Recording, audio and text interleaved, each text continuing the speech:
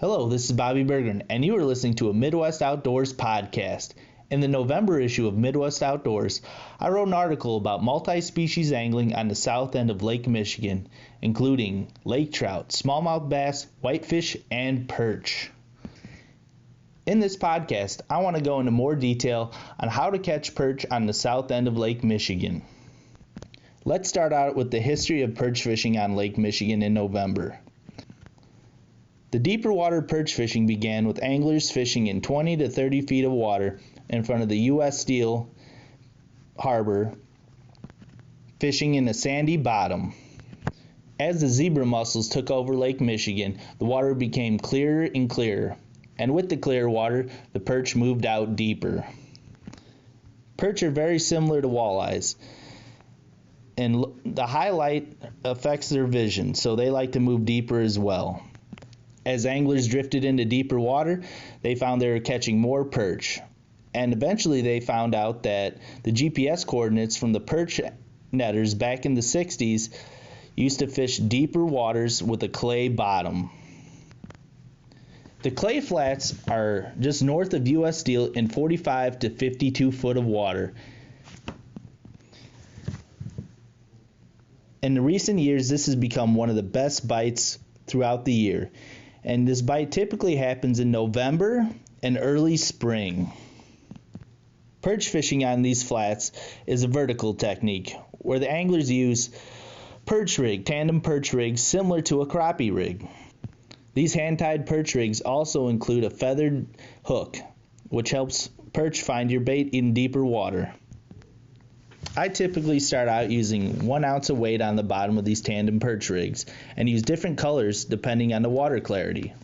For clear water, I recommend using a white colored feather or a shad colored pattern. In muddier water, I like to use orange or green. It sticks out in that muddy water and helps the perch find your spread easier. If the water is absolutely muddy as can be, looks like yoo-hoo, then I add glow beads to my feathered hooks. This is an expansive water to cover, so you're going to want to be mobile while you perch fish. I never put down my anchor unless I'm on top of a school of fish, and you have to continually move to find active schools of fish. So drifting becomes one of the best ways to find perch in this deeper water. Perch rigs are by far the best way to catch them, and I typically tip the perch rigs with baby roach minnows or small fathead minnows. In most cases, the perch tend to react to baby roach minnows the best. But they can also be caught on artificial lures like blade baits.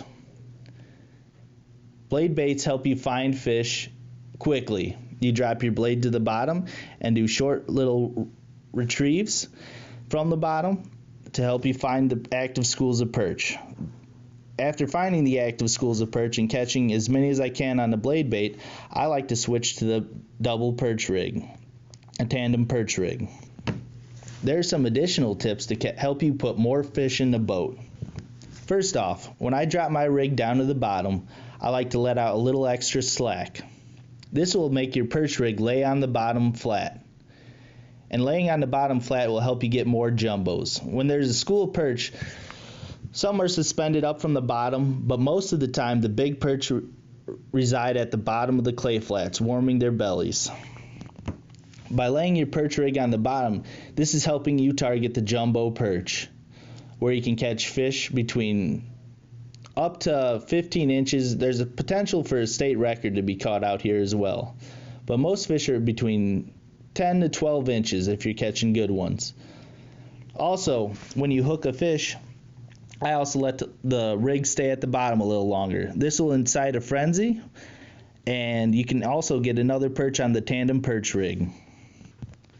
For this technique, I use a G. Loomis Trout Series rod 901. That is a 7/6 ultralight rod, and I use 5-pound Power Pro connected to my perch rig. Using braid in this deep water will help you to detect bites quicker and get better hook sets into fish with the less stretch. I use the light action rod so I do not pull the hooks out of the fish's mouth, and the light tip allows you to wiggle the rig in the right way to tempt more perch to bite.